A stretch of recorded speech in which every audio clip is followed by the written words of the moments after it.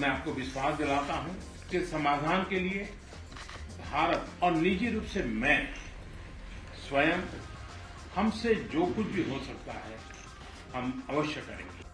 दोस्तों, जियोपॉलिटिक्स में इस वक्त बहुत बड़ा भूचाल आया हुआ है। इस वक्त जहां रूस यूक्रेन से युद्ध में उलझा हुआ है, तो वहीं चीन भी तमाम देशों के खिलाफ आगे बढ़ रहा है, जिनको रोकने के लिए G7 समिट आयोजित हुआ। और दोस्तों, उसके अंदर कुछ ऐसा हो गया कि इसके बाद पूरी दुनिया में तहलका मचा हुआ है, क्योंकि पहली बार मोदी ने यूक्रेन के राष्ट्रपति के साथ में ऐसी सीक्रेट बातचीत कर ली है जिससे रूस हिला हुआ है।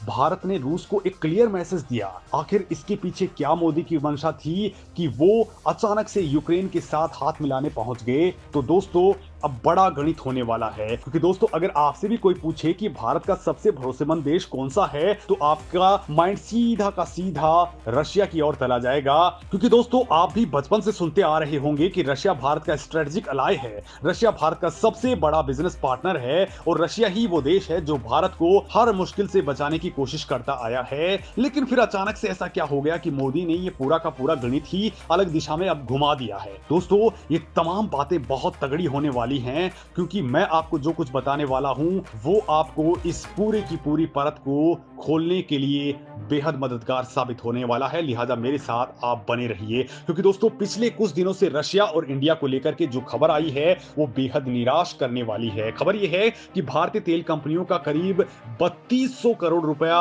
रूस में ही फंस गया, और रूस ये पैसा भारत को नहीं दे रहा है। साथ ही हैरान करने वाली एक और दूसरी न्यूज ये भी आई कि भारत और रूस के बीच जो इंडियन रुपए में ट्रेड होने वाला था, रसिया ने उसे भी सस्पेंड कर दिया। बड़ी बात तो यह है कि रसिया अब भारत को तेल देने में भी पांव पीछे खींचने की ओर लग गया है, और इसका तोड़ निकालने के लिए भारत ने तुरंत ही ईरान और बाकी देशों के साथ में अपनी डील को आगे बढ़ा दिया। लेकिन दोस्तों, ये माजरा क्या है? क्यों भारत ने अपना स्टैंड अलग बदल दिया है, और रूस का आखिर इसको लेकर के ये माजरा क्यों बदला बदला सा नजर आता है? जरा जानने की कोशिश करते हैं। तो दोस्तों, लगभग पूरी दुनिया ही यूक्रेन पर हमला करने के लिए रूस की निंदा कर चुकी है, लेकिन भारत ने अपनी दोस्ती को निभाते हुए अब तक एक बार भी रूस की निंदा नहीं की है। इतनी गहरी और भरोसे वाली दोस्ती इन दोनों देशों के बीच में है, लेकिन इसके बावजूद रूस और भारत के रिश्तों को लेकर के बुरी खबरें आ रही हैं कि भारत की तेल कंपनियों का डिविडेंड रशिया में 1 साल से फंसा हुआ है, और रशिया हमारी तेल कंपनियों को वो पैसा नहीं दे रहा है। सबसे पहले इस डिविडेंड के बारे में जान लीजिए। दोस्तों,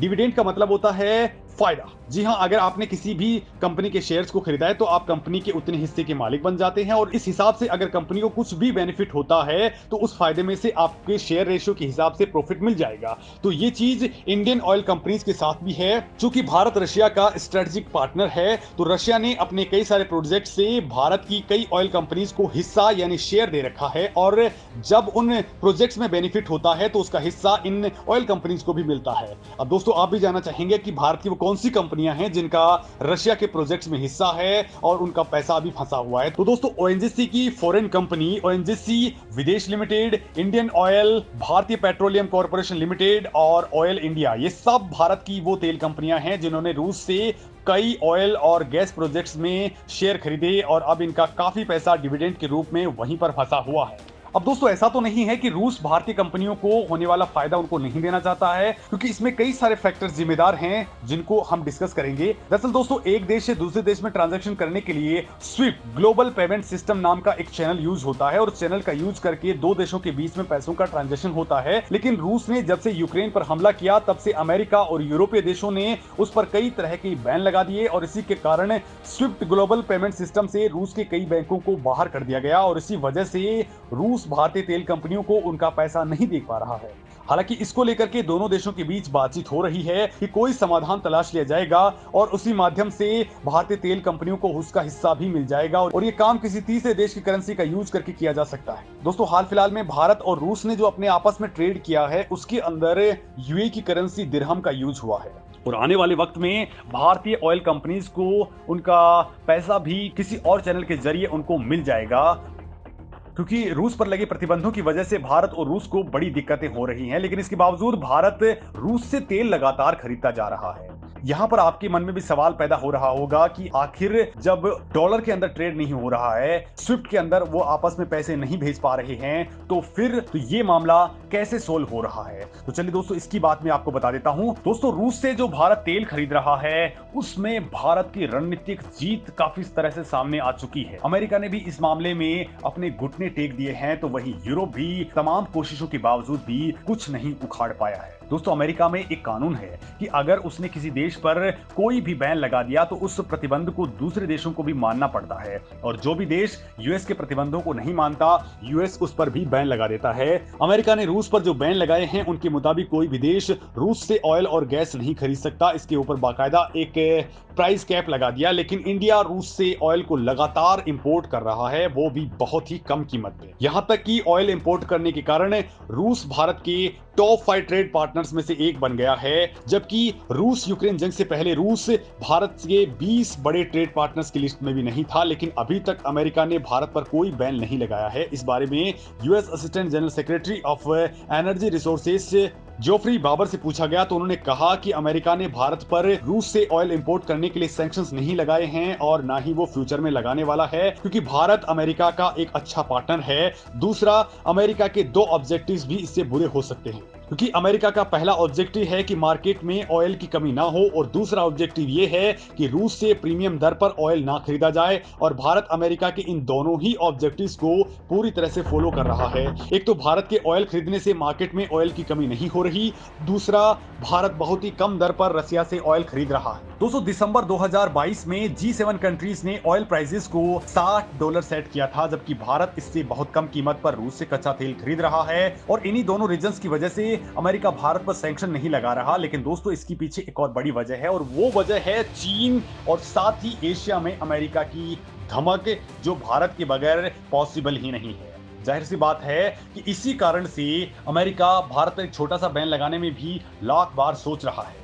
तो वहीं दोस्तों, 31 दिसंबर 2023 को रशियन प्रेसिडेंट व्लादिमीर पुतिन ने एक नई फॉरेन पॉलिसी को अप्रूव किया। रूस की ये पॉलिसी भारत और दूसरे देशों के लिए बहुत ज्यादा इंपॉर्टेंट थी, क्योंकि इसमें रूस ने भारत को अपना सबसे अच्छा और भरोसेमंद दोस्त बताया। इसके साथ ही भारत के साथ कई क्षेत्रों में कोऑपरेशन को बढ़ाने पर जोर दिया गया। रूस की इस नई पॉलिसी में ये क्लियर रूप से लिखा गया कि रूस भारत के साथ बायलैटरल ट्रेड को और आगे बढ़ाएगा। इतना ही नहीं, भारत के साथ हो रहे इन्वेस्टमेंट्स और टेक्नोलॉजिकल ट्राइज को भी ज्यादा मजबूत करेगा। दोस्तों, जब भारत और रूस की बात होती है तो चीन के बारे में भी बात करना जरूरी हो जाता है, क्योंकि चीन रूस का सबसे भरोसेमंद दोस्त रहा है। भारत का झुकाव रूस की तरफ भले ही हो, लेकिन वो अमेरिका के साथ भी अच्छे संबंध बनाए हुए है, लेकिन चीन पूरी तरह से रूस की साइड ही है। 2022-23 में रूस ने सबसे ज्यादा ऑयल भारत को बेचा। दोस्तों, इसी साल मार्च में भारत ने रूस से 20 लाख के करीब बैरल प्रतिदिन का इंपोर्ट किया है। तो वहीं दोस्तों, चीन ने फरवरी में 2.1 बिलियन बैरल तेल रूस से रोजाना इंपोर्ट किया। तो भारत और चीन दोनों ही रूस से सस्ते दामों पर तेल को इंपोर्ट कर रहे हैं। लेकिन दोस्तों, अब आने वाले वक्त में भारत का रूस से तेल खरीदना आसान नहीं होगा, क्योंकि दोस्तों असली गणित यहीं से ही शुरू होता है। एक तरफ चीन रूस के साथ में अपनी नजदीकियों को तेजी से बढ़ा रहा है, जिसकी वजह से रूस का झुकाव चीन की ओर है, और चीन ने भारत को लेकर के भी रूस पे दबाव डाला है कि रूस भारत को ये तेल की सप्लाई बिल्कुल कम कर दे। साथ ही हथियारों के मामले में भी रूस ने ऑलरेडी भारत को सप्लाई बंद सी कर रखी है। तो वहीं दोस्तों, भारत के ऊपर अब यूरोप और अमेरिका ने भी दबाव बनाना शुरू कर दिया है कि रूस से तेल का इंपोर्ट और कम कर दिया जाए। तो दोस्तों, इसी दौरान रूस ने भी पाकिस्तान के साथ अपनी पींगों को बहुत ज्यादा आगे बढ़ा लिया है। जाहिर सी बात है, इसमें चीन का हाथ है, लेकिन रूस जिस तरह से भारत को दरकिनार करके भारत के दुश्मनों से हाथ मिला रहा है, इससे मोदी भी क्लियरली नाराज हो चुके हैं। लिहाजा दोस्तों, इस बार जो G7 समिट हुआ तो उसमें भारत ने जेलेंस्की के साथ में मुलाकात करने का फैसला किया, और जेलेंस्की भाग दौड़ करके मोदी के पास पहुंचे और उन्होंने बाकायदा यूक्रेन आने का इन्विटेशन भी उनको दे दिया, जिस पर भारत का रुख सकारात्मक बन चुका है। और इसी से ये पूरी तरह से क्लियर मैसेज रूस के पास भी पहुंच चुका है कि अगर वो भारत के दुश्मनों के साथ में हाथ मिला सकता है तो भारत भी बिल्कुल पीछे नहीं रहेगा। लिहाजा ब्लैकमेल करने की कोशिश में रूस कभी भी आगे नहीं आए। दोस्तों, इस मामले में आपको क्या कुछ कहना है, कमेंट करके जरूर बताएं।